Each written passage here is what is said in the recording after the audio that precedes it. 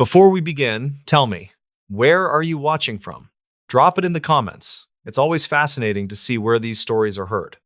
If you enjoy stories that are strange, dark, and mysterious, then tonight's story is going to stay with you.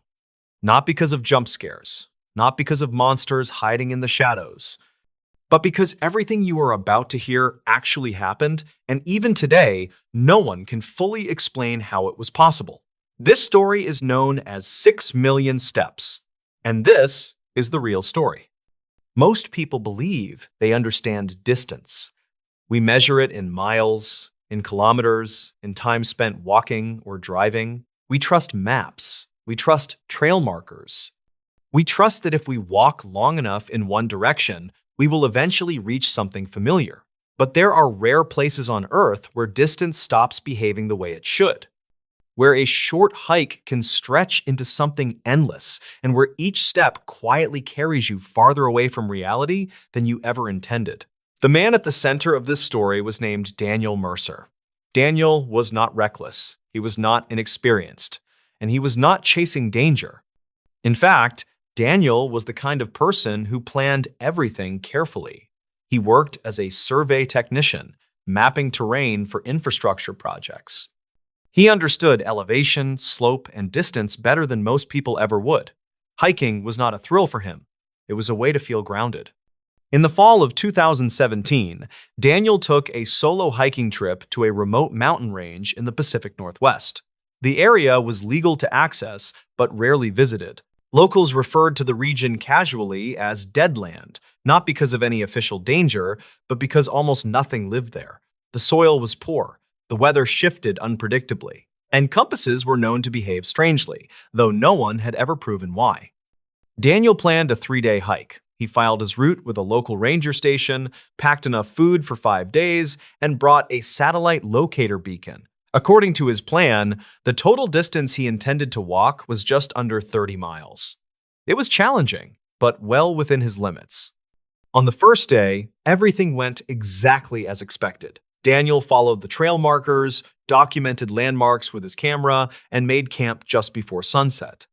That night, he recorded a short audio journal on his phone. His voice was calm. He sounded relaxed.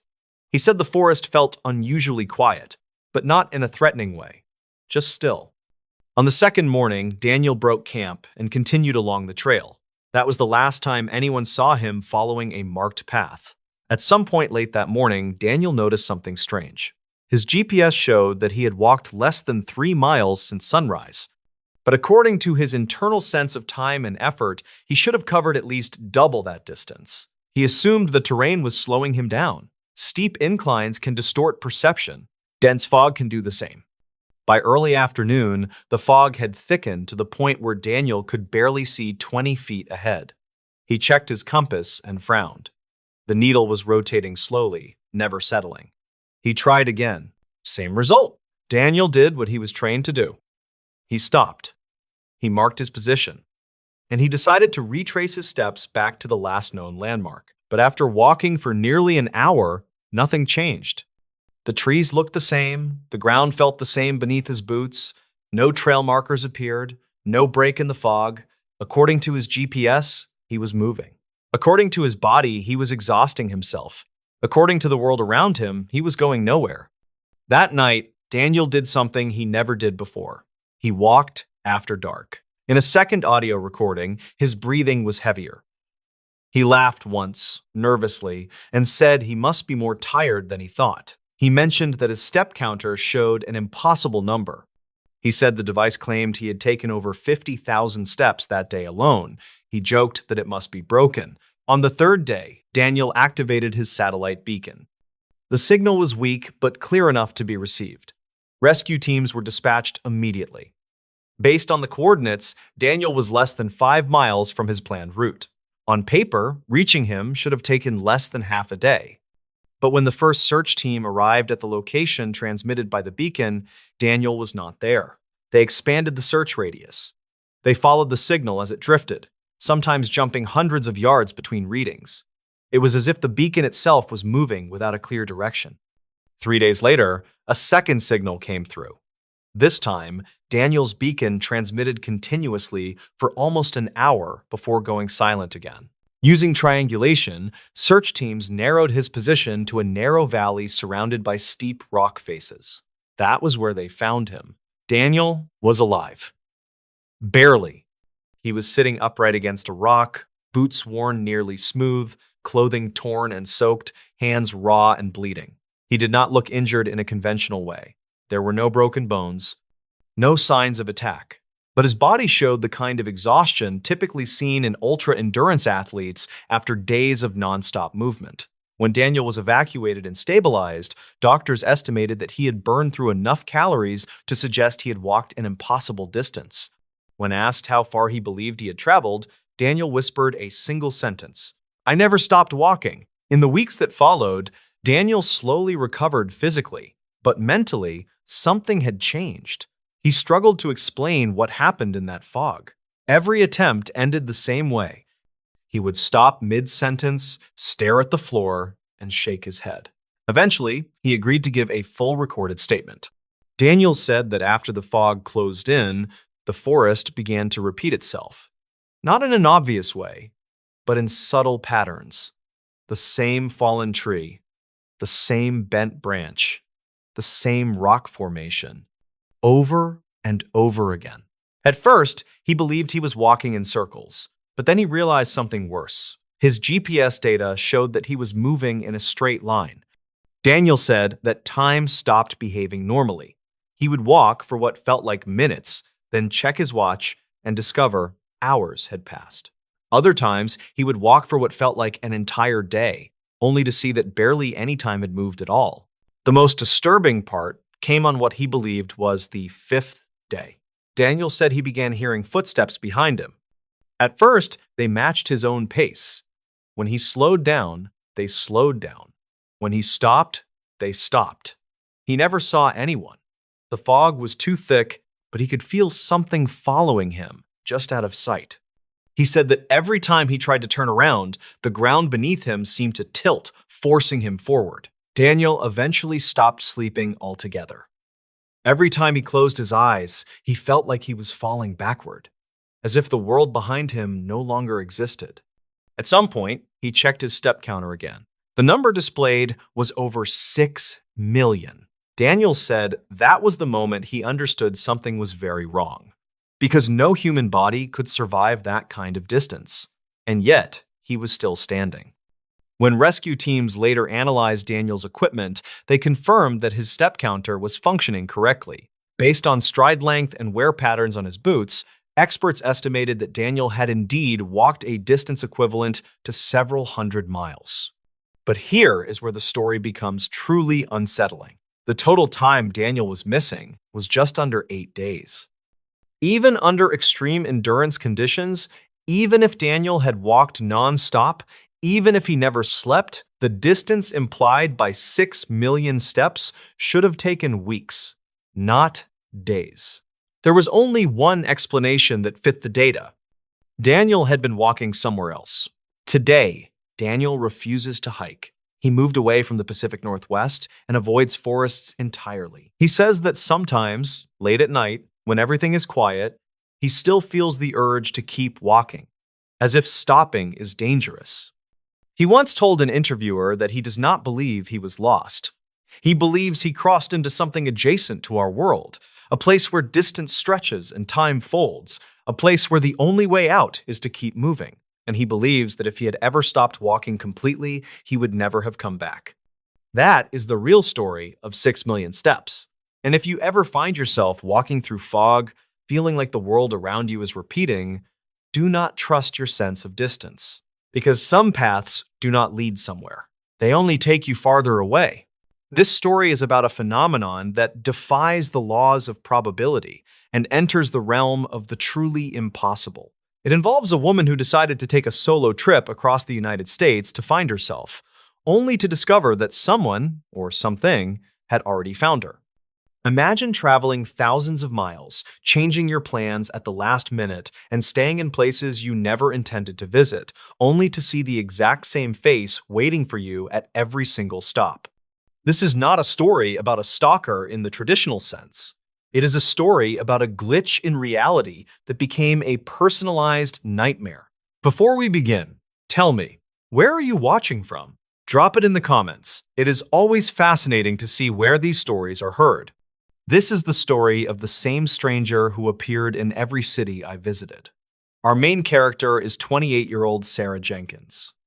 In the summer of 2022, Sarah was at a crossroads in her life. She had just finished a high-stress corporate job in Seattle and decided she needed a total reset. She bought a reliable used SUV, packed her life into a few suitcases, and planned a 3-month solo road trip across America with no fixed itinerary. Sarah was an experienced traveler, smart, and very careful about her security. Her journey began in June of 2022. Her first major stop was Portland, Oregon. She spent 3 days there, visiting coffee shops and hiking nearby trails. On her final afternoon, she was sitting in a crowded park called Washington Park, enjoying the rose gardens. She was sitting on a bench, reading a book, when she noticed a man sitting on another bench about 50 feet away. He was unremarkable, maybe in his late 50s, wearing a faded gray baseball cap and a plain navy blue windbreaker. What struck her was that he was staring directly at her, not looking away when she made eye contact. He didn't have a book, a phone, or a dog. He was just sitting perfectly still. She felt a small chill, but dismissed it as just another eccentric city local and headed back to her hotel. 2 days later, Sarah was in Boise, Idaho, over 400 miles away. She had decided to stop there on a whim because she saw a sign for a local street festival while driving. While walking through a crowded outdoor market, she stopped to look at some handmade jewelry. As she turned to leave, she saw him, the same man. The gray cap, the navy windbreaker. He was standing by a fountain, watching her. There was no way he could have followed her car for 400 miles without her noticing, especially since she had changed her route twice to look at scenery. Her heart began to race. She tried to tell herself it was just a coincidence, a common look for men of that age, but the way he looked through her was different. Sarah decided to push her luck and drove 10 hours straight to Salt Lake City, Utah. She arrived late at night, exhausted and paranoid. She checked into a small boutique hotel she found on an app just minutes before arriving. She didn't even use her real name for the booking, using a nickname instead. The next morning, she went to a quiet breakfast diner 3 blocks from her hotel, hidden in a side street. As she sat down with her coffee, she looked toward the window. The man was standing on the sidewalk, looking through the glass directly at her booth. He was not moving, just standing there with a blank expression. Sarah dropped her spoon, her hands shaking uncontrollably. This was impossible. She had not posted her location on social media. She had not told anyone where she was going. She left her food untouched, ran back to her car, and drove away. Terrified, Sarah skipped all her planned sightseeing and got back on the interstate. She drove east, pushing toward Denver, Colorado.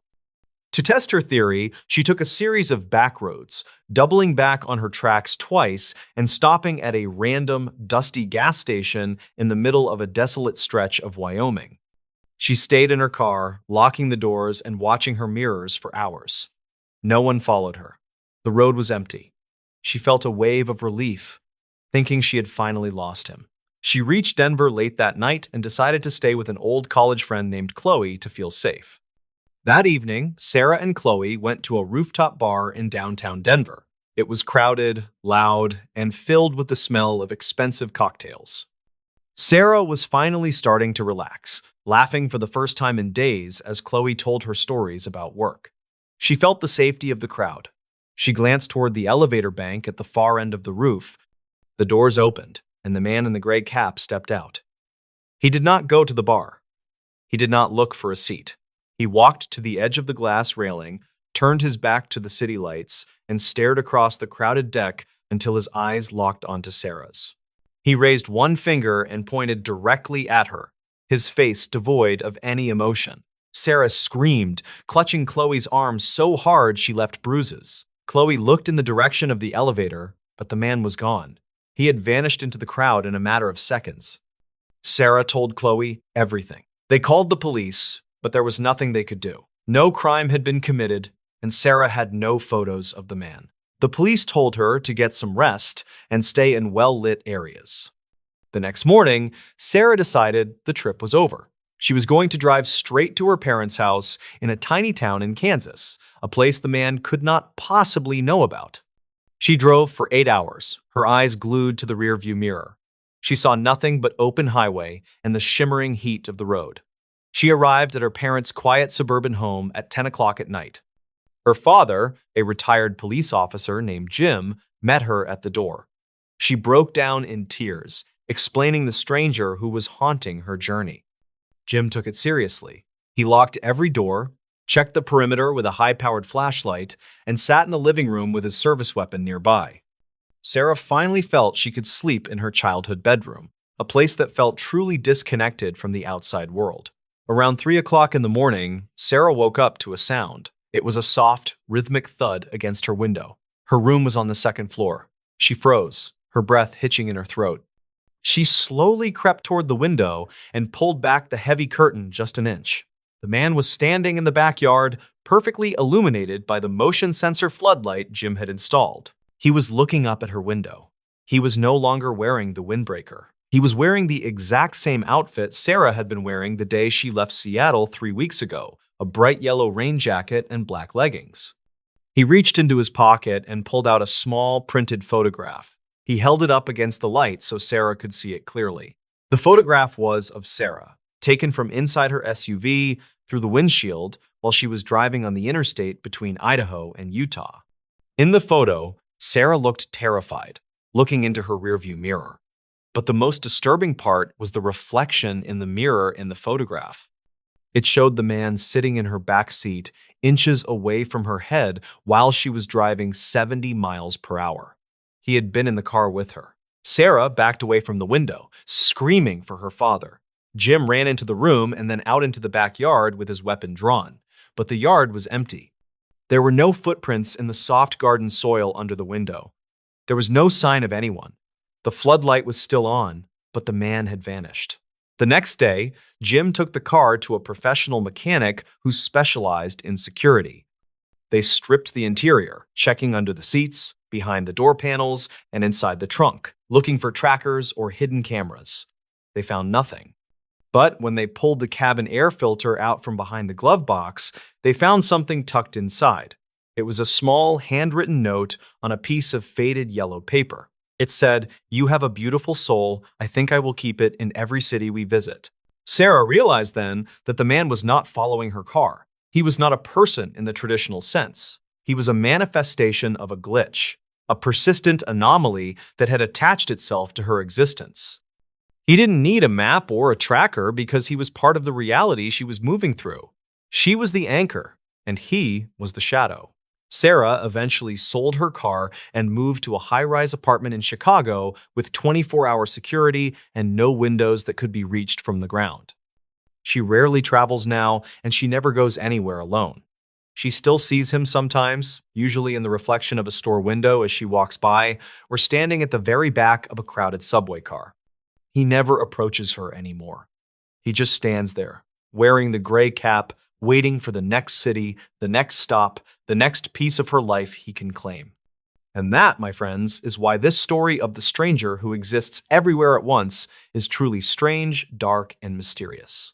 Thank you for tuning in, and until next time, stay safe out there. This story is about a simple household object that, when acquired, began to unravel the fabric of a family's reality. It didn't show them ghosts or monsters. It showed them a reflection of their own world, twisted just enough to drive them to the edge of sanity. This is the story of asterisk, asterisk, the mirror that showed them a different world. Asterisk, asterisk. Before we begin, tell me, where are you watching from? Drop it in the comments. It's always fascinating to see where these stories are heard. Now we head to a small, isolated farm community in northern Michigan. The year is 2023. Our main characters are James and Elena Roth, a couple in their early 30s. They had just bought their first home, an old farmhouse built in the 1920s, and were spending their weekends filling it with antique furniture. One Saturday, they drove to a large estate auction, maybe 40 miles away. There, tucked away in the back corner of a dusty barn, they found it, a massive, floor-to-ceiling gilded mirror. It was beautiful, ornate and heavy. It had an unsettling quality to it, looking a little too reflective, a little too deep. But they loved the aesthetic. They bought it for $450 and managed to haul it back to their farmhouse. They decided to hang the mirror in their main hallway, which was the central artery of the house. It stood 7 feet tall and 4 feet wide, a dominating presence that reflected everything. The very first night, the mirror started to show them strange things. James was the first to notice. He was walking down the hallway toward the kitchen around 9 o'clock at night. As he passed the mirror, he glanced into it and saw the reflection of the living room behind him. Everything was normal: the sofa, the lamps, the large bookcase. But then he saw Elena. In the reflection, Elena was sitting on the sofa, knitting, wearing a blue shirt. James walked another 3 steps and entered the living room. And there was Elena sitting on the sofa, knitting, but she was wearing a **red *** shirt. James paused, blinked, and looked back at the mirror. The reflection now showed Elena wearing the red shirt. The reflection had corrected itself in the time it took him to look away and look back. He dismissed it. He figured the hallway light played a trick on his eyes, confusing the colors. The incidents became less subtle and more personal. The next strange event involved their dog, a small terrier mix named Skipper. Skipper hated baths. Every time bath time came around, he would hide somewhere in the house. One evening, Elena was looking for Skipper because it was bath time. She was searching the laundry room, calling his name. She passed the mirror in the hallway. In the mirror, she saw a clear reflection of the dining room behind her, and in that reflection, she saw Skipper, hiding under the large oak table. "Aha!" Elena exclaimed. She walked confidently into the dining room, knowing exactly where to look. She looked under the table. It was empty. She checked the entire dining room, including the dark corner behind the hutch. No dog. She walked back to the hallway, frustrated. As she passed the mirror again, she glanced at the dining room reflection. There was Skipper, still hiding under the table, looking at her with a panicked expression. Elena stopped and stared at the mirror. The dog was definitely visible in the reflection, but definitely absent from the physical room. She cautiously took 1 step closer to the mirror. Skipper's reflection instantly vanished from under the table. The dining room reflection was now empty. The realization hit her like a punch. The mirror was showing them a reality that was happening a few seconds times ahead, times of their own, or maybe a parallel reality. But either way, it was a separate reality within the glass. They tested this theory. They placed a brightly colored, distinct object, a ceramic pineapple, in the middle of the kitchen table. They watched the mirror from the hallway. They waited maybe 3 minutes. James, watching the reflection, suddenly exclaimed, "It's gone." Elena, looking at the actual kitchen table, saw the ceramic pineapple was still there. They kept watching the physical object. Exactly 3 seconds later, the actual pineapple fell off the table and shattered on the floor. The mirror had shown them the future, or at least one version of the near future, 3 seconds before it happened. This gave them a profound sense of unease. If the mirror was showing small, harmless things like a falling pineapple or a hidden dog, what was it building up to? They began to dread passing the mirror. They started creeping past it, trying not to look into the glass, but the heavy glass seemed to pull their gaze. The next incident was the one that drove a wedge between them. It was a cold November night. James was asleep in bed. Elena was up late reading in the living room. She decided to go to bed, so she stood up and walked down the hallway toward the bedroom. As she passed the mirror, she braced herself and quickly looked into the reflection of the living room behind her. Everything looked right, except for one thing: James's glasses. James always took off his glasses and placed them on the top shelf of the bookcase before bed. But in the reflection, his glasses were sitting on the coffee table. Elena stopped, confused. She walked into the living room, checked the bookcase. Empty. She walked back to the hallway, looked into the mirror. The reflection still showed the glasses on the coffee table. She then walked into the bedroom. James was asleep. His glasses were on the nightstand, exactly where he always left them. Elena was profoundly confused. She had seen 3 realities for James's glasses: on the bookcase where they should be, on the coffee table in the reflection, and on the nightstand where they actually were. The next morning, Elena asked James about it. James, she asked, where did you put your glasses last night? James looked at her strangely. Where I always do, Elena. On the top shelf of the bookcase. Are you sure? Of course I'm sure. I put them there around 10 o'clock at night. Elena went to the bookcase. The top shelf was empty. See? She said, pointing. They aren't there. James walked over, looked at the empty shelf, and his face turned pale. But, I swear, I put them right here. They looked around the room. James swore, absolutely swore, that he had placed them on the shelf. They looked on the nightstand. They weren't there. They searched the entire house for an hour. Finally, James looked on the coffee table, and there they were. I didn't put them here, James insisted, staring at his glasses. I would never put them here. Elena looked at him, feeling sick. She knew she had seen the glasses on the coffee table in the reflection times before times they had actually materialized there. But the mirror had shown her a reflection where James times intended times to put them on the bookcase, but he ultimately put them on the coffee table. But here is where the terror truly begins. James was utterly convinced that he had placed them on the bookcase. His memory of the event was firm.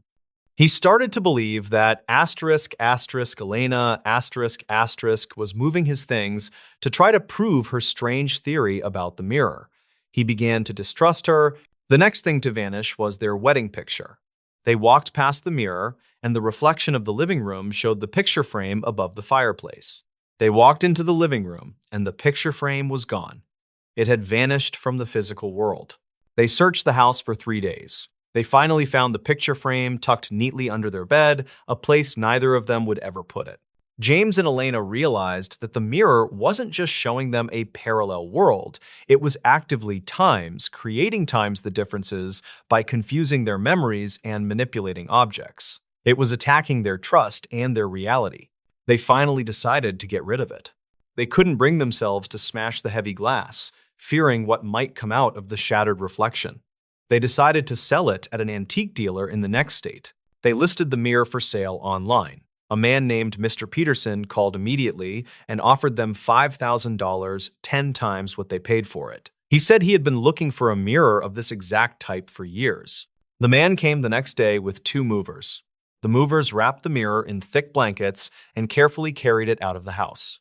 As the movers maneuvered the massive wrapped mirror down the driveway and toward the waiting van, James felt a profound sense of relief. Then he heard a sound. It was faint, coming from inside the house. He turned and looked down the long, empty hallway where the mirror had stood. He saw nothing, but Elena, who was standing beside him, gripped his arm tightly. Her eyes were wide with terror. James, she whispered, did you hear that? Hear what, Elena? The piano, she said, her voice shaking. I heard the piano playing. James and Elena did not own a piano. They never had. But as Elena whispered the word piano, James remembered something that chilled him to his core. He remembered, vividly, standing in the hallway, looking at the mirror's reflection of the living room. He remembered seeing a large, black, upright piano sitting against the wall, a piano that had never existed in their house. And in the reflection, the piano had been playing itself. The reflection hadn't just predicted a falling pineapple. It had shown them a times different, complete, fully furnished house times. One that had a piano, one that had glasses on the coffee table, and one where their wedding picture was missing. The mirror was gone, but the false memory of the piano was planted firmly in their minds. It was a terrifying final gift from the glass. They looked at each other, knowing the house they had lived in for 6 months was not the same house the mirror showed them, and they were no longer certain which reality was the real one. And that, my friends, is why some people say that when you look into a truly old mirror, you aren't just seeing yourself. You are seeing the reality that times could have been asterisk, and sometimes that reality decides to reach out. It is a story that is truly asterisk, strange, dark, and mysterious. Asterisk. Thank you for tuning in, and until next time, stay safe out there. This story is about 2 young men who, like many people, were looking for a little adventure. They were looking for something old, something mysterious, and they found it. But what they found wasn't a forgotten treasure or a harmless ghost story. What they found was a terrifying set of instructions, written by a completely unhinged individual, detailing a ritual so dark and so specific that reading it alone felt like breaking some sacred ancient seal. This is the story of ***, the creepy ritual they found described in an old journal. ***. Before we begin, tell me, where are you watching from? Drop it in the comments. It's always fascinating to see where these stories are heard. Now, let's talk about abandoned places. The year is 2018, and our main characters are two college students, Alex and Ben, both 20 years old, who lived in upstate New York. They were urban explorers, or urbex enthusiasts, who loved crawling through abandoned hospitals, schools, and factories, documenting the decay with their cameras. Their goal that summer was to find the legendary forgotten home of Silas Reed. Silas Reed was a minor local historical figure, an eccentric, wealthy botanist who was rumored to have gone completely mad and vanished sometime in the 1940s. His sprawling, dilapidated estate was believed to be somewhere deep in the Adirondack foothills, far off the main roads. After weeks of searching historical maps and cross-referencing old land deeds, they found it. The place was magnificent, decaying, and terrifying. It was a massive Victorian-era mansion completely swallowed by the forest. Trees had grown up through the porch, and vines covered the brickwork like skin. The windows were either shattered or boarded up. Alex and Ben entered through a broken cellar door. The air inside was thick, cold, and smelled exactly like dead leaves and mold. They moved slowly, using their flashlights. They found the usual things you find in abandoned homes: rusted furniture, broken crockery, and dust everywhere. They spent maybe 3 hours exploring the lower floors, taking dozens of photos. They eventually found Silas Reed's study. It was a large room lined with bookshelves that were mostly empty. The large oak desk was still there, but everything on it was ruined by water damage, except for one thing: a small, dark wooden box tucked deep inside one of the drawers. The box was heavy and intricately carved with swirling, unsettling designs. Inside, they found a single item: a thick, leather-bound journal. It was protected by a layer of waxed paper, which is why, after 70 or more years, the journal was perfectly preserved. They quickly found out that the journal was Silas Reed's personal log, starting in the year 1935. At first, it was just the rambling thoughts of a lonely, educated man. He wrote about botany, the stars, and his growing frustration with human society. Then, the journal took a dark turn. Starting around the year 1938, Silas began writing about his belief that there were forces, things, that existed just outside of human perception. He wrote about the need to communicate with these things, not for knowledge, but for something he called the unlocking. Alex and Ben were reading this aloud, their voices echoing in the huge, empty house. It was creepy, but they initially treated it like a fun piece of historical horror fiction. They flipped forward, closer to the end of the journal, to the last 20 or so pages. The handwriting had become frantic, huge, and almost illegible. The ink was different, darker, almost black, and it was here that they found it: the ritual.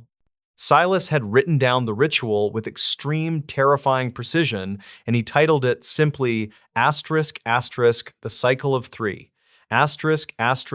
I won't detail the whole thing, but the instructions were horrific and deeply specific. It wasn't about chanting Latin or drawing simple symbols. This was about physical acts performed at specific times, using specific materials. The ritual required the following. First, a precise type of rare toxic mushroom that only blooms in the fall, which Silas had cultivated. Second, a specific complex series of knots tied with human hair taken from the 3 points of the human body: the head, the wrist, and the ankle. Third, a continuous sound, a single, low-frequency hum produced by a specific type of antique brass bowl to be rung for exactly 55 minutes. And the final, most terrifying step: the ritual had to be performed at the very top of the house, in the abandoned observatory, under the light of a new moon, facing one of the 4 cardinal directions. The cardinal direction depended on the year of the performer's birth. Alex and Ben were thoroughly creeped out. They packed the journal and left the mansion. They took the discovery back to their dorm room and started doing research on Silas Reed.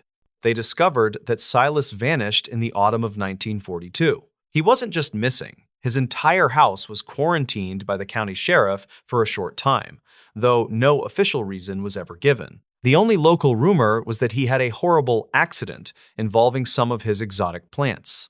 A few days after the discovery, Ben did something Alex thought was completely insane. Ben started collecting the required components. He found the antique brass bowl on an obscure online auction site, purchased for about $700. He found instructions for the toxic mushroom on a specialized botany forum. Alex was horrified. "Are you out of your mind? This is a madman's fantasy. You're treating it like a recipe." Ben, usually the more rational of the two, was unnervingly calm. "It's not fantasy, Alex. It's too specific. It's a mechanism, and I want to see what happens when the mechanism is activated." Ben was born in 1998. According to the journal's instructions, if his birth year was a multiple of 2 and 4, the ritual needed to be performed facing asterisk asterisk west, asterisk asterisk. The next new moon was less than 2 weeks away, falling on a Friday night. Alex tried everything to dissuade Ben. He threatened to tell the campus police. He threatened to burn the journal. Ben just secured the journal in a locked safe and started preparing the knots. He was cutting his own hair from his head and body, tying the complex braids exactly as described by Silas Reed. On the night of the new moon, Alex finally gave up trying to stop Ben. He knew Ben was going to do it, and he refused to be alone. At 11 o'clock at night, they drove back to the abandoned Silas Reed mansion. They climbed to the rickety observatory at the very top. The room was mostly glass, shattered in many places, making it extremely cold. Ben set up the brass bowl and the knotted hair in the precise configuration described. He ate a small piece of the mushroom just to taste, he said, because the journal warned that eating too much would cause transitory dissolution. At 5 minutes to 12 at night, Ben began ringing the bowl. The hum was deep, a resonant, almost painful tone that vibrated in Alex's chest. Ben sat, facing west, in the middle of the circle of knots, ringing the bowl steadily. Alex stood by the doorway, trembling, filming the entire thing on his phone, just in case. For 50 minutes, nothing happened. The sound was constant, the air was cold. Alex thought, asterisk, see? It's just junk. It's just noise. Asterisk. Then, at exactly 10 minutes to 1 in the morning, with 5 minutes left in the ritual, the air in the room suddenly went dead cold. Not just cold, but empty. The brass bowl stopped ringing. Ben was still holding the mallet, his hand frozen mid-swing. Alex whispered, "Ben?"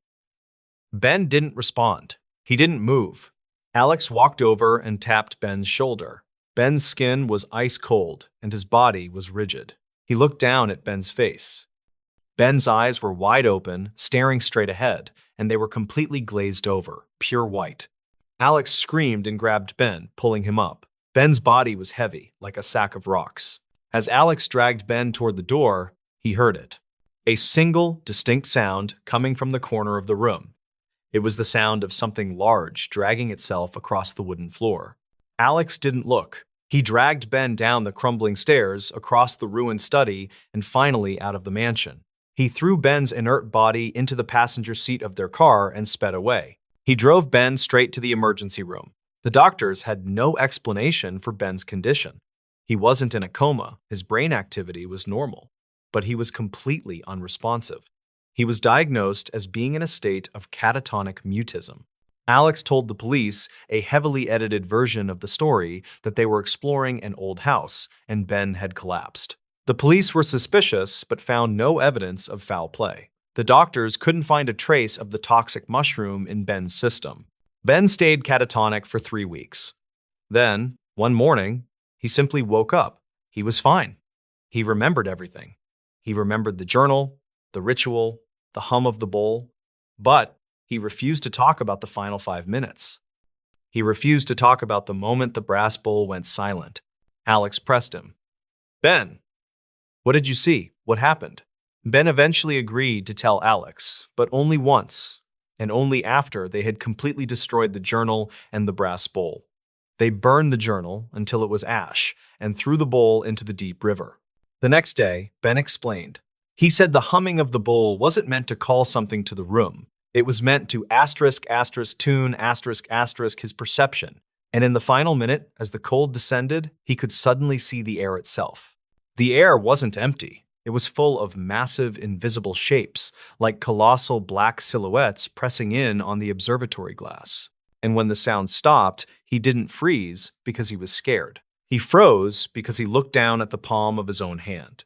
And for a split second, he saw the faint, glowing outline of his own skeleton beneath the skin.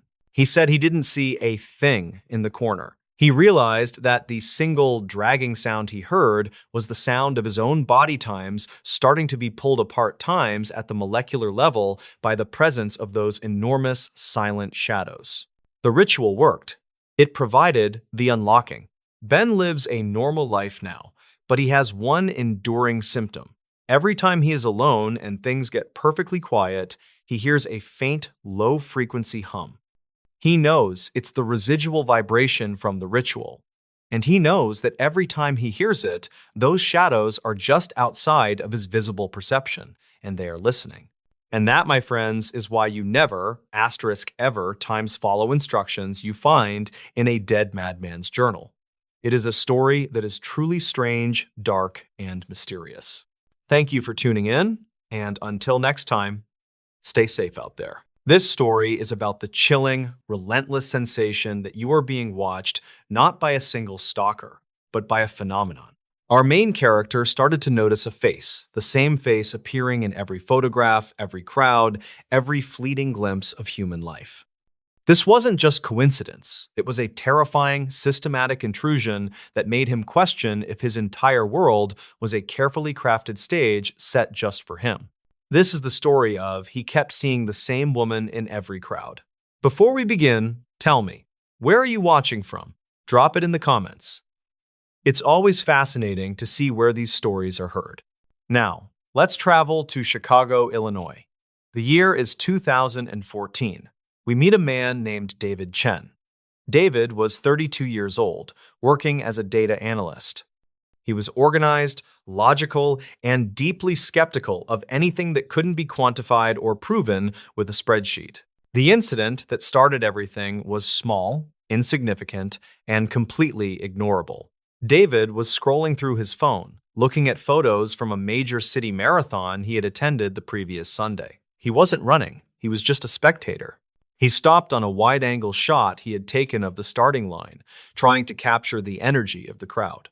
He zoomed in, just enjoying the chaos, when his eye caught a single face in the dense pack of runners, maybe a third of the way back from the front. It was a woman.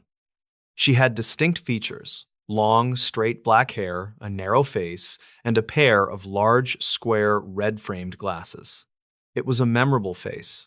David paused because the woman was wearing a highly distinctive bright yellow running shirt with a peculiar hand-drawn black symbol on the front, a jagged circle with a single line through it. David remembered seeing that symbol. He saved the photo and went on with his day. 2 days later, David was walking through the crowded downtown train station on his way to work. He was listening to music, lost in thought. As he passed a newsstand, he glanced at a large, brightly colored advertisement for a local theater production. It featured a dozen actors posing together, and there she was. Tucked into the background, fourth from the left, wearing a period costume but otherwise unmistakable. The woman with the long black hair and the distinct, narrow face. She wasn't wearing the red glasses, but the face was identical. David stopped. He stared at the poster for maybe 15 seconds. Then he shook his head. It's Chicago, he thought. There are millions of people here. It's an actor.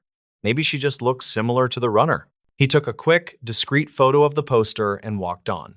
Over the next few weeks, the sightings escalated from coincidence to impossible. David started seeing her in places she couldn't possibly be. He was watching an old documentary on television about the 1950s Korean War, and in a fleeting crowd shot of American soldiers loading onto a troop ship, there she was, the narrow face, the black hair dressed in a Red Cross nurse's uniform. He saw her face or a face identical to hers in a photograph in a college history textbook, identified as a suffragette from the 1890s. He found her in the background of a tourism brochure for a beach in Thailand. The woman was physically identical in every sighting, though her clothing and context changed wildly across time and geography. David wasn't seeing a look-alike. He was seeing the exact same woman consistently. He decided to document everything. Being a data analyst, he created a massive file he titled The Constant. He collected every image, noting the date, location, and context. He even found her in 3 different stock photos used by the company he worked for. He showed his findings to his friend, Michael. Michael, seeing the dozens of photos, laughed. "Dude, this is awesome," Michael said. "It's called pareidolia. Your brain has fixed on a particular facial template, and now you're seeing that template everywhere. It's just confirmation bias, mixed with an average-looking face." To prove his point, Michael printed out 5 random stock photos of crowds, instructing David to find the woman in them. David searched carefully and found nothing. "See," Michael said, "your brain just sometimes gets a little obsessive." David felt relieved. He knew Michael was right. It was a statistical anomaly created by his own mind. He decided to stop looking. He felt fine for maybe 2 weeks. He went back to his life, focusing on his work. Then came the elevator incident. David was alone, waiting for the elevator in his large, modern office building. The walls of the elevator banks were covered in shiny, polished stainless steel. He pressed the button and stood, staring blankly at his own distorted reflection in the steel panel while he waited for the chime. The elevator arrived. The doors slid open. David took a step forward to enter the car, when he happened to glance at his reflection in the steel one last time. And this time, the reflection was not his. Standing in the steel panel, right behind him, was the woman. The long black hair, the narrow face, the large red-framed glasses. She was standing exactly where he knew the empty hallway to be. And the reflection of her face was completely devoid of expression, blank, cold, and utterly terrifying. David spun around, heart hammering against his ribs. The hallway was empty. He was completely alone. He looked back at the stainless steel. His own normal reflection was staring back at him. This was no longer pareidolia. This was a physical intrusion into his reality. The mirror-like surface had momentarily shown him the truth. The woman was always consistently behind him, just out of sight. David quit his job the next day. He liquidated his assets, sold his condo, and moved to a remote, tiny cabin in rural Montana, an area with a population of maybe 200 people. He cut off almost all contact with the outside world. He felt safe for a few months. He was completely isolated. He never went into town, ordering his supplies online to be dropped off at the end of his long dirt road. No crowds, no photos, no stainless steel.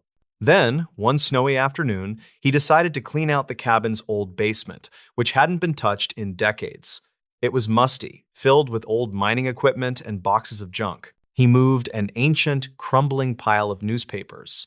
The top newspaper was from the year 1982, the local Montana paper, and the headline was about a major town council meeting. David used the paper to wipe the dust off his hands before tossing it. But just before he threw the paper into the trash barrel, he caught a glimpse of the photo accompanying the article, a wide-angle shot of the town hall, full of citizens attending the meeting. David dropped the paper. His heart seized up. Tucked away in the far corner of the photo, standing calmly by the exit door, was the woman. The black hair, the narrow face. But this time, she wasn't wearing an outfit from a different time or place. She was wearing a thick black down jacket, the exact same heavy coat that David himself had been wearing since he moved to the cabin. David stared at the photo, his breath catching in his throat. This wasn't a historical anomaly. This was now. The woman wasn't just appearing in random crowds, she was appearing in the crowds David currently frequented, or in the places he currently inhabited across time. He looked around the empty, cold basement. If she was in the 1982 photo wearing his jacket, then she was a constant observer, tracking him through time and space, mocking him by wearing his own clothes. He knew she wasn't an ordinary human being. She was a fixture of his reality, an observer who had always been there, always waiting, always watching. And she was getting closer. He abandoned the cabin immediately, driving away without packing anything. He is currently living nomadically, never staying in one place for more than a few days, and critically, he avoids all forms of media, all photographs, all reflective surfaces, and above all, crowds. Because David knows with absolute certainty that the moment he relaxes, the moment he looks into a crowded scene or a mirror, she will be there. And the last thing he will ever see is her cold, blank, narrow face, wearing his clothes, waiting for him to finally catch up to the reality she is creating. And that, my friends, is why some people say that there are things in this world that are not alive or dead, but simply present, following you through time. It is a story that is truly strange, dark, and mysterious. Thank you for tuning in, and until next time, to stay safe out there. This story is about a group of adrenaline junkies who went searching for the ultimate thrill in a place they absolutely should not have entered. They thought they were testing their limits against the cold and the dark, but what they were actually testing was the very boundary between our world and the next. They were looking for something terrifying, and what they found wasn't just terrifying, it was personal. This is the story of the last thing they saw was their own face. Before we begin, tell me, where are you watching from? Drop it in the comments. It's always fascinating to see where these stories are heard. Now, we travel to the Pacific Northwest, specifically a remote, abandoned copper mine deep in the Cascade Mountains. The year is 2020. The mine, known locally as the Black Lung, had been closed since the 1950s after a tragic collapse killed 3 miners. It was dangerous, unstable, and officially sealed off with concrete and steel beams. Our group consists of 4 friends: Leo, the leader and cameraman, Maya, the medic, Sam, the structural engineer, and Chloe, the documentarian. Their goal was to penetrate the deepest section of the Black Lung, the rumored 900-foot level, which supposedly held a massive untouched deposit of copper ore. They used heavy-duty cutting equipment to bypass the concrete seal. At 10 o'clock at night on a dark October night, they slipped inside the mine entrance. The air inside was freezing and immediately damp. It was pitch black, save for their headlamps. The initial descent was tough. The timbers were rotten and the shaft was slippery. After maybe 2 hours of careful climbing and descending, they reached the first major tunnel. They set up their base camp maybe 50 feet down this tunnel. Sam, the engineer, checked the air quality and confirmed it was safe enough, though the temperature was hovering just above freezing.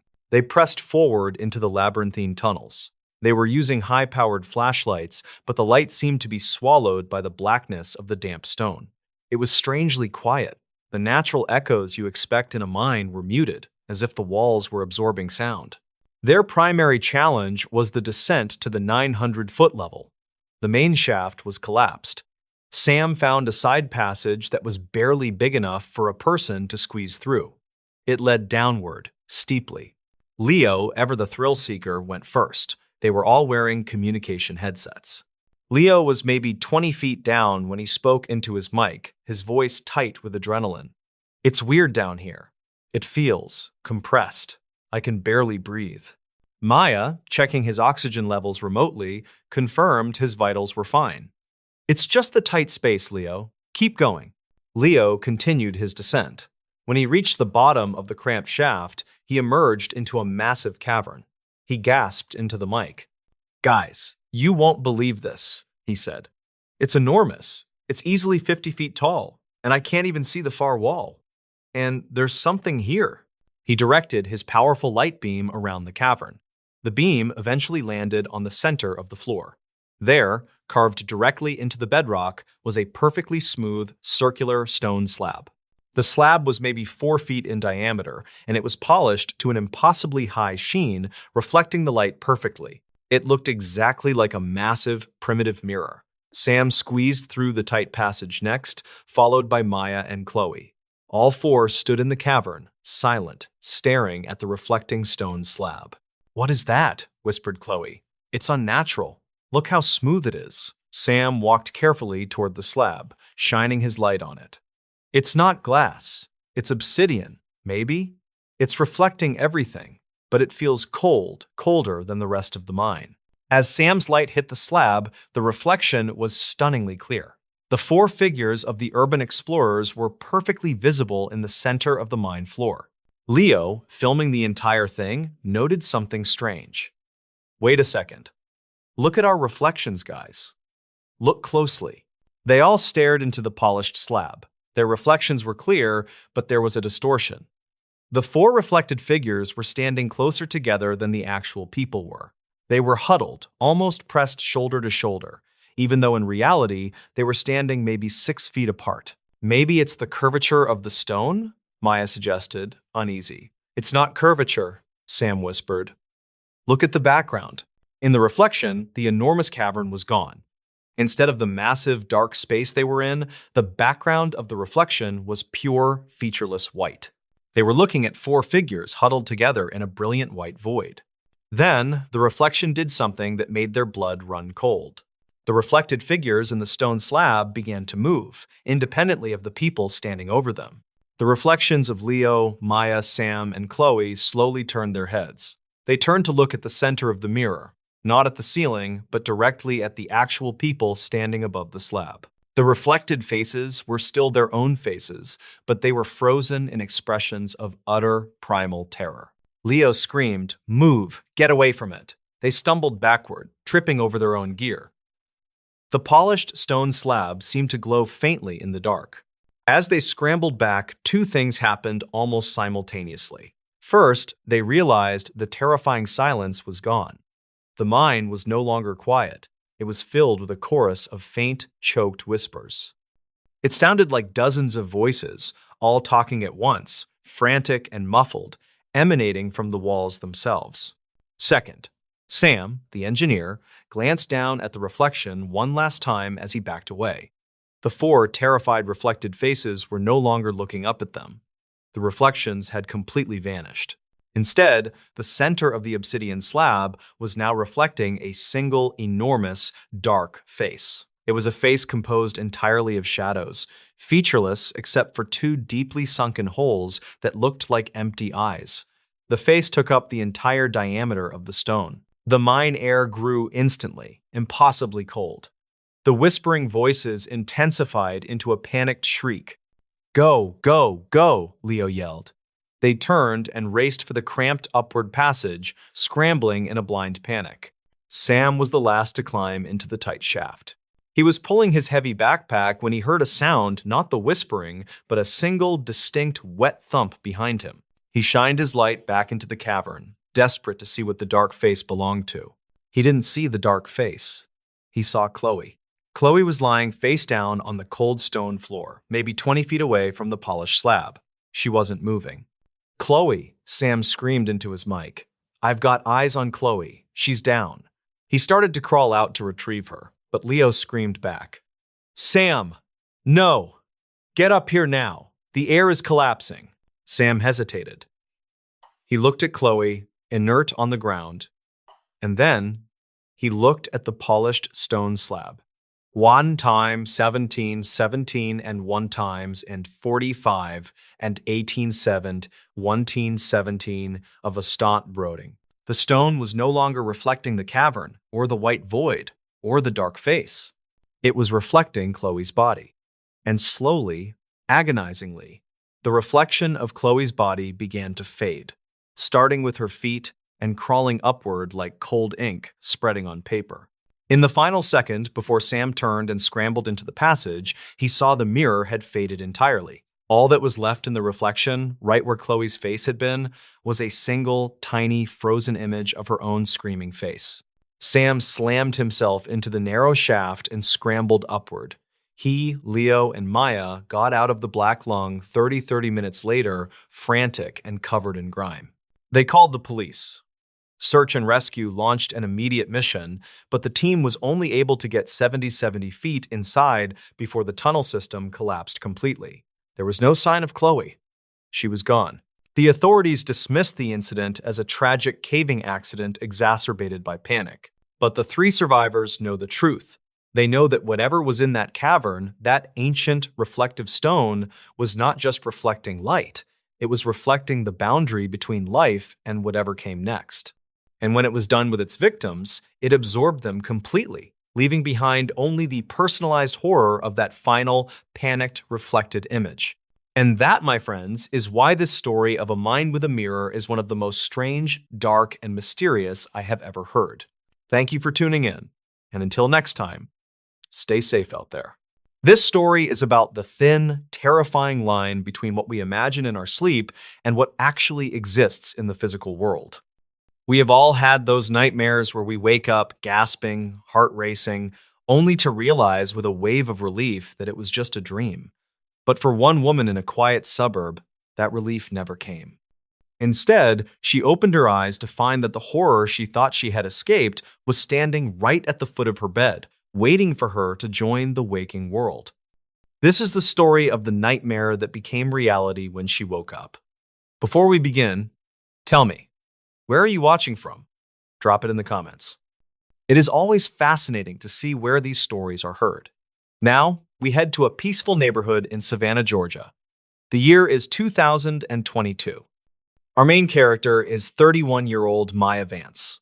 Maya was a successful interior designer who had just moved into a beautiful, historic townhouse that she had spent 6 months renovating. She was independent, logical, and not the type of person who easily got spooked. The house was her masterpiece, filled with high-end furniture and a state-of-the-art security system.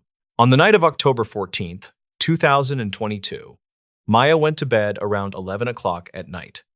It had been a long day of moving heavy boxes, and she fell into a deep, heavy sleep almost immediately. Around 2 o'clock in the morning, the dream began. In the dream, Maya was standing in the middle of her new living room. Everything looked exactly as it did in real life, except for one thing: the lighting. The room was bathed in a sickly, pulsating yellow glow. She felt a heavy, crushing sense of dread. In the dream, she heard a sound coming from the kitchen, a slow, rhythmic scraping noise, like a metal blade being dragged across stone.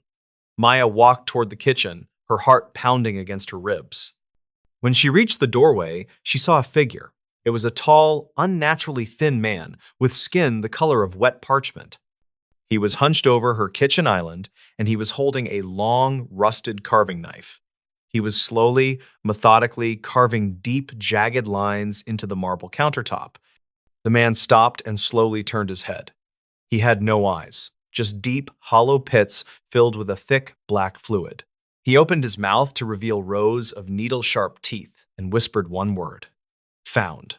Maya screamed in the dream and bolted toward the stairs. She could hear the wet, slapping sound of his bare feet hitting the hardwood floor right behind her. She reached her bedroom, slammed the door, and locked it. She threw herself onto her bed and pulled the covers over her head, praying to wake up. And then she did. Maya snapped awake. Her heart was racing, and she was drenched in a cold sweat. She took a deep breath, clutching her chest. She looked around her bedroom. The moonlight was filtering through the curtains, casting soft blue shadows. It was quiet. The yellow glow was gone. The scraping sound was gone. She was safe. She checked her phone on the nightstand. It was 2:22 in the morning. She told herself it was just the stress of the move. She got out of bed to get a glass of water, laughing at how vivid the nightmare had been.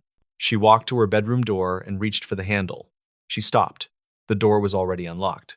Maya clearly remembered locking it before she went to sleep. She felt a chill crawl up her spine. She slowly opened the door and stepped out into the hallway. The house was silent. She walked down the stairs, her bare feet making almost no noise on the wood. When she reached the bottom of the stairs, she looked toward the kitchen. The lights were off. She walked into the kitchen and turned on the overhead light. She looked at the marble island. Her breath hitched in her throat. There, in the center of the pristine white marble, were three deep, jagged lines carved into the stone. They were fresh. There was white marble dust still sitting on the edges of the cuts. Maya felt like the floor was falling out from under her. This was exactly what the man had been doing in her dream. She looked toward the back door. It was locked from the inside. She checked her security app on her phone. No sensors had been triggered. No cameras had captured any movement. She was alone in the house. She told herself she must have done it in her sleep. Maybe she was sleepwalking due to the stress. She went back upstairs, locked her bedroom door again, and sat on the edge of the bed, too terrified to close her eyes. About 20 minutes passed. The silence of the house was absolute. And then, Maya heard it, coming from right outside her bedroom door.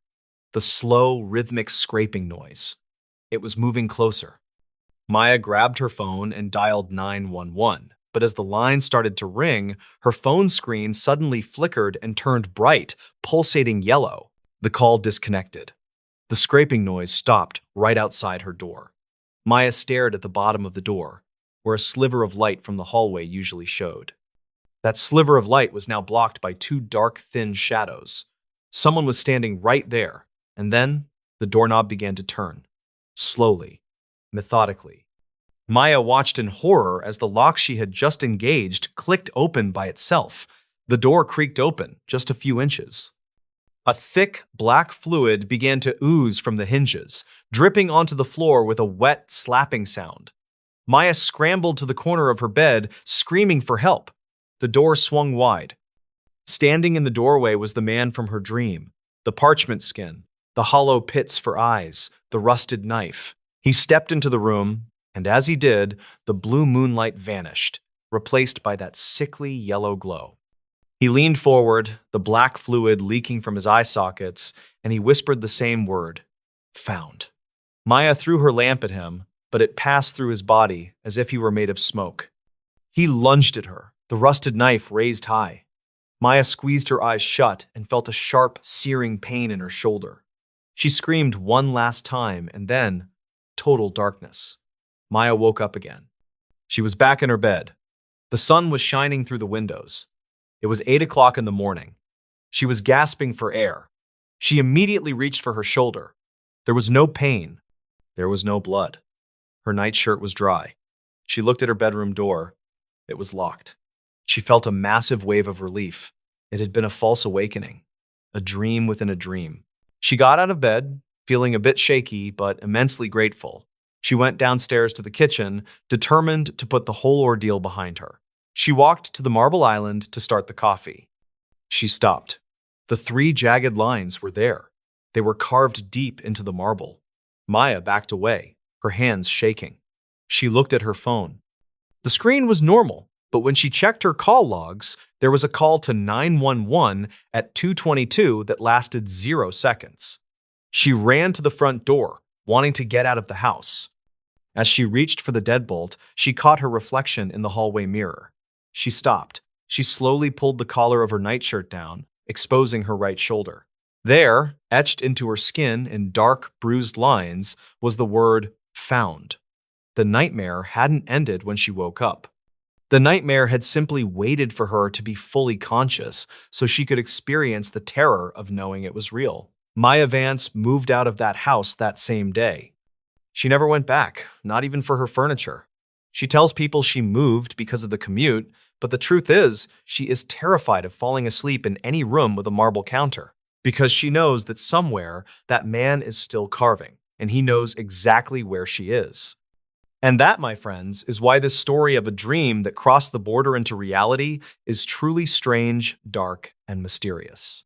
Thank you for tuning in, and until next time, stay safe out there. This story is about a simple piece of jewelry, an engagement ring. It was meant to symbolize love and promise, but after a horrible tragedy, it became something else entirely.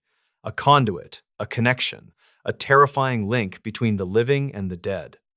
Our main character wore the ring out of love for her sister, but by doing so, she opened a door to a place none of us want to visit. This is the story of asterisk asterisk, she wore her dead sister's ring, and then the calls started. Asterisk asterisk. Before we begin, tell me, where are you watching from? Drop it in the comments.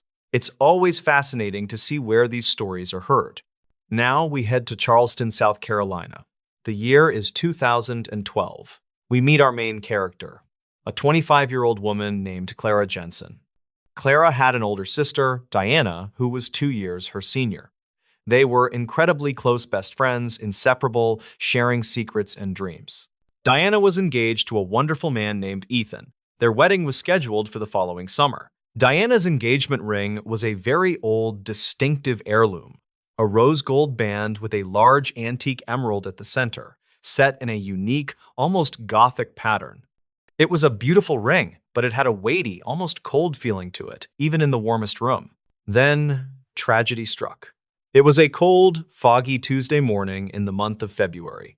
Diana was driving to her office downtown when a distracted truck driver, traveling at maybe 70 miles per hour, crossed the median. The accident was catastrophic and instantaneous. Diana passed away at the scene. The entire family was destroyed by grief. Ethan, Diana's fiancé, was completely broken. After the funeral, he gave the engagement ring to Clara's parents. He said he couldn't bear to look at it, but he knew Diana would want someone she loved to have it. Clara's mother gave the ring to Clara. Clara initially kept it in a small velvet box in her dresser, unable to look at it. It was too painful, too real. But as the weeks passed, Clara began to feel a profound sense of loss and a desperate yearning for connection. She missed her sister so much it was a physical ache. One rainy evening, maybe 3 months after the accident, Clara opened the box. She took out the rose gold ring and slipped it onto the ring finger of her left hand. It fit perfectly. It felt cold, but heavy and comforting. "I'll keep you close," Clara whispered, looking at the large green emerald. The call started the very next day. Clara was at work, sitting at her cubicle, when her cell phone vibrated. It was an unknown number. She looked at the screen, saw the call was coming from an out-of-state area code, and ignored it. She figured it was a solicitor. The phone rang again 5 minutes later. Same number. She ignored it again. Over the next few days, the calls became relentless. They only ever happened when she was alone. They would come 5 or 6 times a day. If she was with a coworker, the phone would stay silent. If she walked into the break room alone, it would immediately start ringing. She was tired of the disruption, so one afternoon, out of sheer annoyance, she finally answered it. "Hello?" Clara said, sounding frustrated. There was complete silence on the other end of the line. No static, no breathing, no background noise, just a dead, deep, empty silence. "Hello? Who is this?" "Stop calling my number," Clara demanded.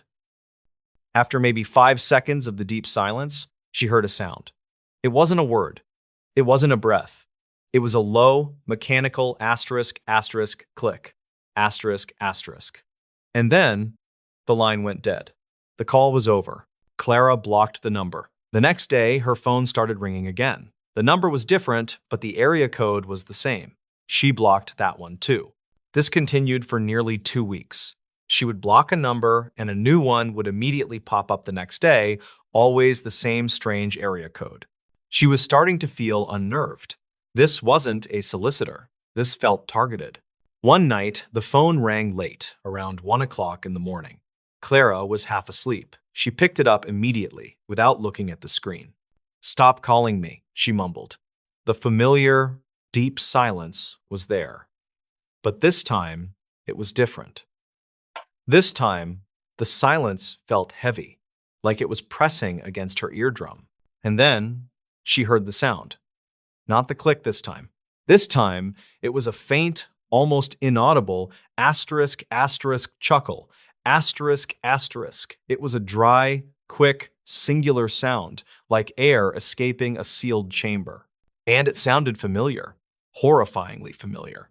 It sounded exactly like her sister Diana's laugh. Clara's heart seized in her chest.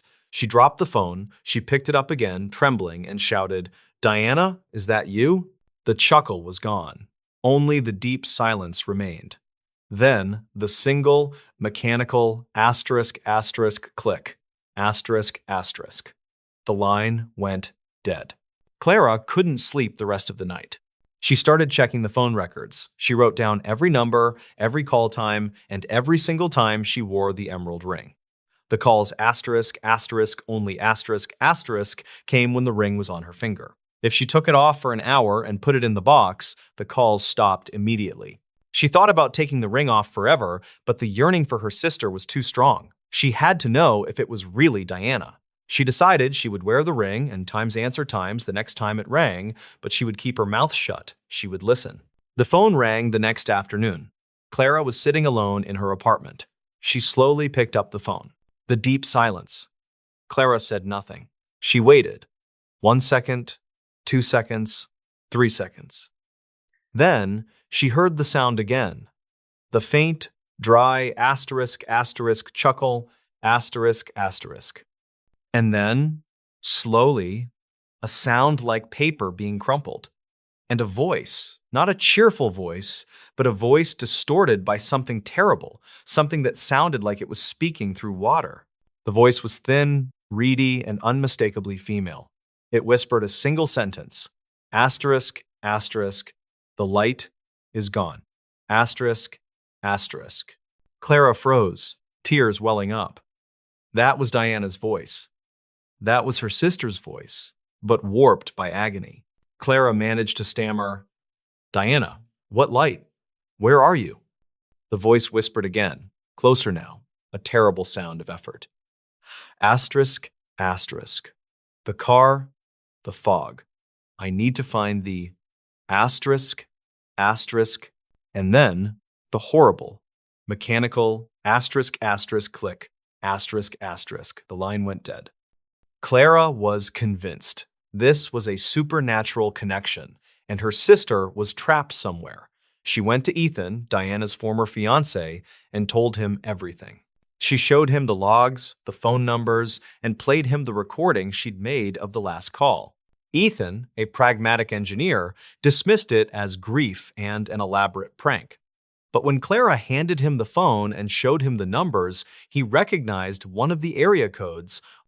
It was the area code for the State Highway Patrol Barracks, located closest to the accident site. Clara realized that every phone call she received was not coming from a random line, but from the official recorded lines of local government offices and emergency services. The calls were being somehow times rerouted times or times hijacked times through the very infrastructure that was present at the scene of Diana's death. Clara and Ethan started tracking the calls more seriously. They realized that when the calls came, the real number was displaying a time-stamped log from a police scanner or a recorded fire department call numbers that were active on the day Diana died. They focused on the last call. The car, the fog. Clara and Ethan went to the accident scene, the median strip, on Highway 78. The ground had healed over, but the cold fog of the morning felt present. Clara took off the ring and held it in her hand. "Diana, if you're here, I need to know what you need." Nothing happened. Clara took a deep breath, slipped the ring back onto her finger, and pulled out her phone. It was silent. She repeated the words Diana had whispered. "The light is gone." Immediately, her phone began to vibrate violently in her hand. The screen flashed the familiar unknown number. She put the phone to her ear. The deep, heavy silence. Then, a frantic, choked whisper. Asterisk. The light. "The light in the glove box. Find the key. It's gone. I need it." Asterisk. And the click. Clara immediately opened her own car's glove box. She stared at it. What key? What is she talking about? Ethan, standing beside her, suddenly remembered something. He looked panicked.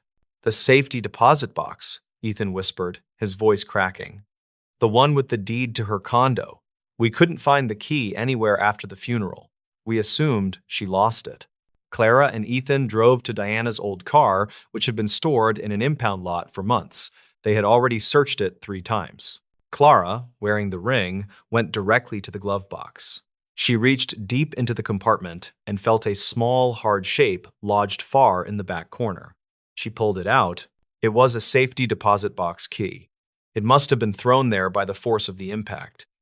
It was the only light Diana had in those final moments. The little light that illuminates the glove box when you open it. Clara finally had the thing Diana was so desperately trying to communicate. Clara held the key, the symbol of finality, and slipped the rose gold ring off her finger.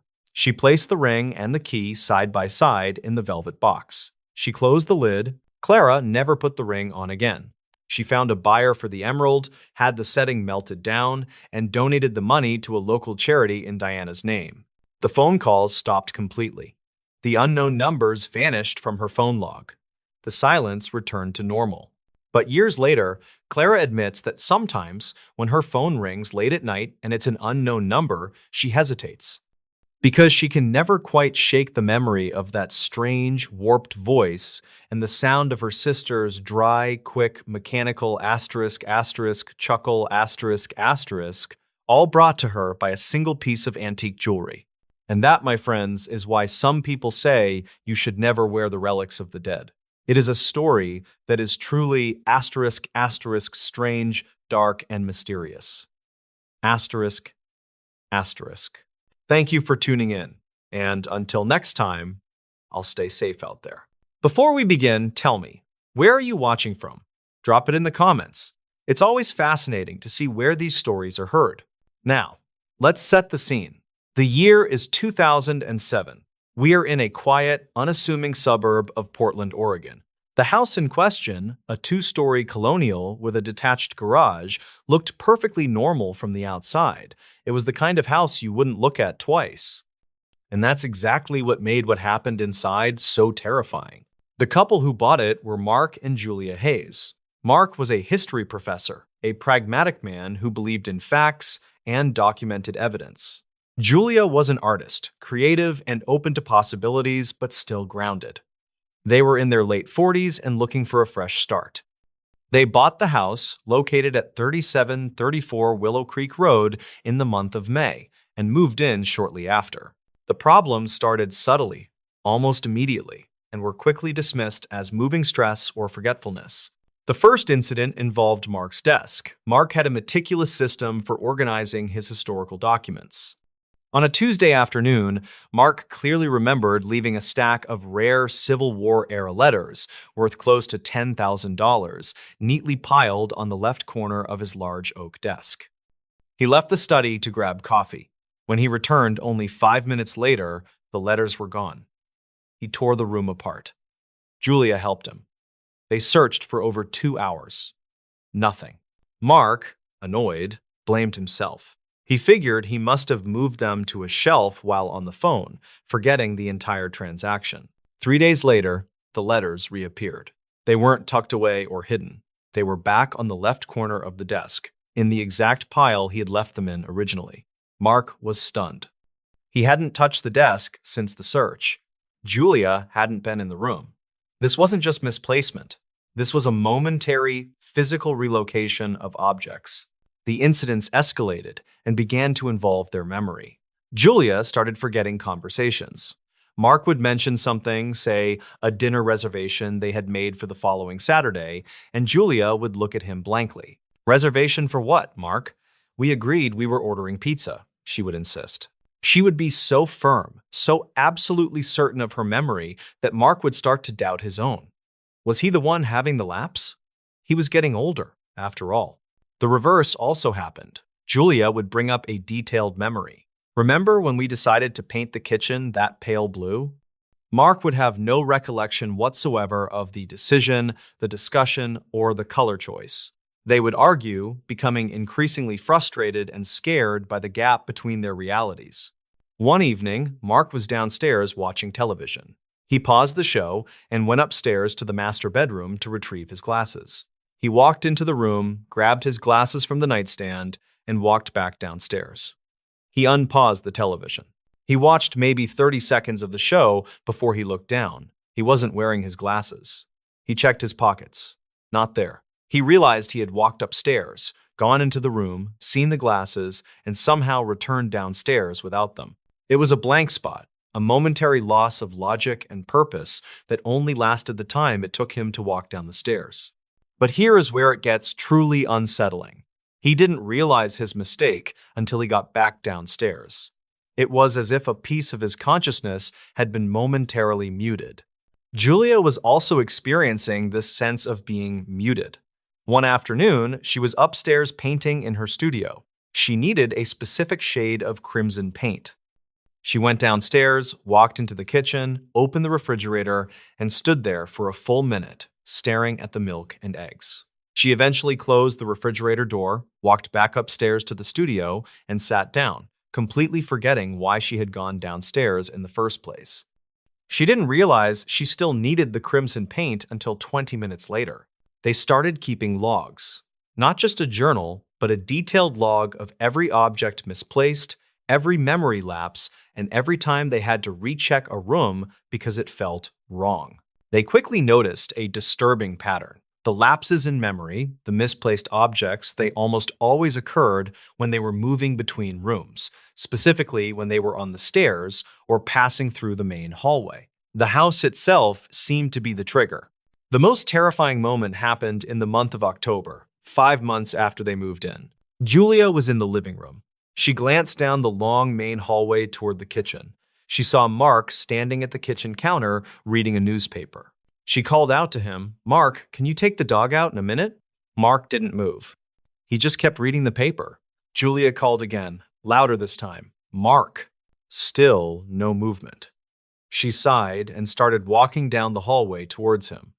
As she took maybe 3 steps, she realized something was deeply wrong with the scene. The Mark she was looking at was wearing a blue sweater. Mark had been wearing a gray one all day, and the newspaper he was holding looked like it was folded differently. She stopped moving. She stood motionless in the hallway. Suddenly, she felt a strong hand grab her shoulder. She screamed and spun around. It was Mark. He was standing right behind her, wearing the gray sweater. "What's wrong? Why are you screaming?" he asked, genuinely alarmed. Julia pointed frantically down the hallway. You were just standing there, in the kitchen, reading a paper." Mark walked to the end of the hall. The kitchen was empty. There was no newspaper. Julia was trembling. She hadn't seen a ghost. She had seen a duplicate of her husband a few feet away in a different outfit. But the truly chilling detail was that the real Mark had been directly behind her the entire time, meaning the Mark she saw in the kitchen was standing there while the real Mark was approaching her from the living room. They called a therapist. They feared they were both experiencing shared psychosis. The therapist, a skeptical, no-nonsense woman, listened to their detailed logs and recommended they leave the house immediately. She couldn't explain the missing objects, but she recognized the severe psychological distress. They decided to move out by the end of the year.